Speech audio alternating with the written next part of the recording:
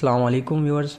Concrete डालने से पहले स्लैब शटरिंग या फॉर्मवर्क को चेक करने के कुछ इंपॉर्टेंट पॉइंट हैं जो मैं आपको इस वीडियो में बताऊंगा, जो कि एक फ़्रेश इंजीनियर्स और कारपेंटर के बहुत ही काम आने वाली है।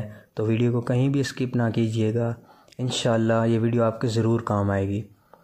तो नंबर 1 पॉइंट हमारा ये है कि स्लैब के लिए स्टील फिक्स होने के बाद लेवल में कोई गलती नहीं होनी चाहिए। लेवल स्टील फिक्स करने से पहले की तरह ही होना चाहिए। जैसे आपने लेवल पहले बनाया होगा तो स्टील फिक्स करने के बाद भी वैसे ही होना चाहिए। ऐसा ना हो कि लेवल आपका बाद में गड़बड़ हो जाए। और दूसरा पॉइंट हमारा यह है कि फॉर्मवर्क को मुनासिब तरीके से स्ट्रक्चर के लिए डिज़ाइन करें जिसको फॉलो किया जाए और उसकी वर्किंग ड्राइंग साइट पर प्रोवाइड होनी चाहिए। नेक्स्ट पॉइंट ये है कि जॉइंट्स को टेप या दूसरे मवाद के ज़रिए सील करें ताकि जॉइंट्स में हरकत या सेग्रीगेशन जैसे नुकसान से बचा जा सके, क्योंकि जॉइंट्स से आपको पता है कि वहाँ से कंक्रीट का जो वाटर मिक्स किया होता है वो वहाँ से निकल जाता है।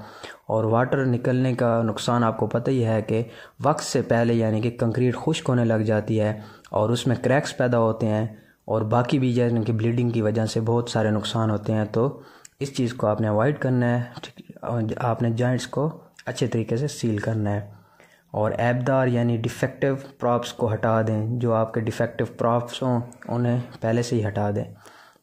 नेक्स्ट पॉइंट ये है कि स्टील और शटरिंग के दरमियान मुनासिब कवर ब्लॉक्स ज़रूर प्रोवाइड करें जिसे हम क्लियर कवर कहते हैं। प्रॉप्स यानी टेक लगाने से पहले उनके नीचे बेयरिंग प्लेट्स या ईंटें रखें ताकि टेक आने वाले वज़न की वजह से बैठ न जाए। आपके वर्टिकल मिंबर सीधे और लेवल पर बरकरार रहें जब कंक्रीटिंग का काम जारी हो। तमाम प्रॉप्स टाइट्स फिक्स हों यानी टेकों में किसी किस्म की हरकत ना हो। ऐसा ना हो कि अगर ऊपर काम हो रहा है, कंस्ट्रक्शन वर्क हो रही है, आपका कंक्रीट पोर हो रही है, तो उससे आपके ये नहीं कि आपके जो टेकें लगी हुई हैं नीचे वो हिल रही हों, तो आपने उसे टाइट फिक्स करना है। और फॉर्म वर्क के लिए इस्तेमाल होने वाले मटेरियल की स्ट्रेंथ स्ट्रक्चर लोड के साथ साथ बाकी लोड भी बर्दाश्त करने के लिए मुनासिब होनी चाहिए। साइड को मुनासिब तरीके से कवर करें। संकन और बीम को सही जगह पर होना चाहिए, जैसा कि ड्राइंग में निशान लगा हुआ होता है। संकन का आपको पता होता है कि वो बाकी की स्लैब जो होती है उनके हिसाब से वो थोड़ी नीचे रखी जाती है, तो उस हिसाब से आपने शटरिंग भी अच्छी तरह से करनी है, देख कर करनी है। और शटरिंग के ऊपर डीजल लगाएं जहाँ कंक्रीट पोर करनी हो ताकि बाद में खोलने में आसानी हो, क्योंकि अक्सर ऐसा होता है कि लोग वहाँ पर डीजल जब कोई हेल्पिंग मटेरियल नहीं लगाते तो बाद में खोलने में थोड़ा मसला होता है। और लूज़ जगहों को प्रॉपर फिक्स करें ताकि वाइब्रेशन की वजह से गिरने का ख़तरा ना हो।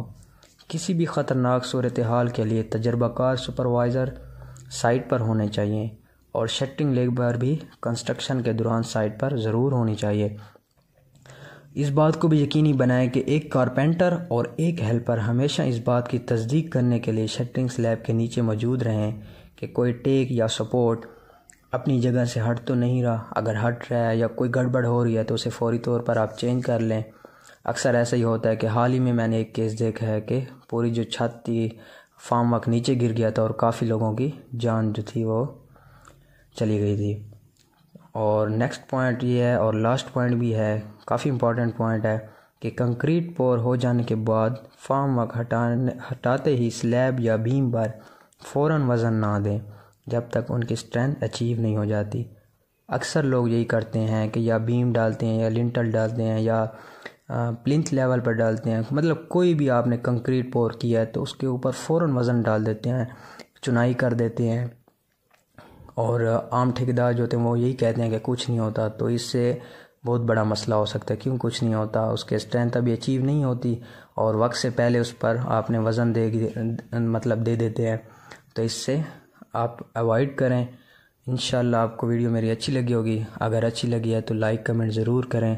तब तक के लिए अल्लाह हाफ़िज़।